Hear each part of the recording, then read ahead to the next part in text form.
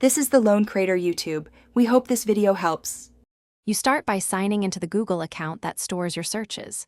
Once signed in, go to My Activity.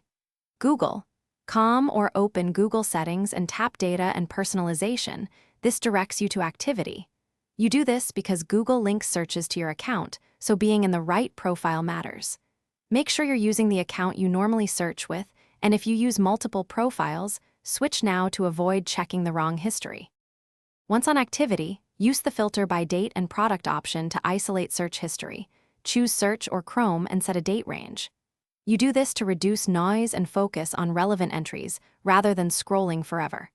As results appear, click an item to view time, queried terms, and the page opened. Make sure to review entries carefully. Some results may come from voice or signed-in devices, and use the search box to find specific keywords quickly. To finish, delete unwanted entries by selecting the 3 dots on any item or choose Delete Activity to remove a date range or all search history. You do this to protect privacy or free up clutter. After that, pause web and app activity if you prefer no future logging.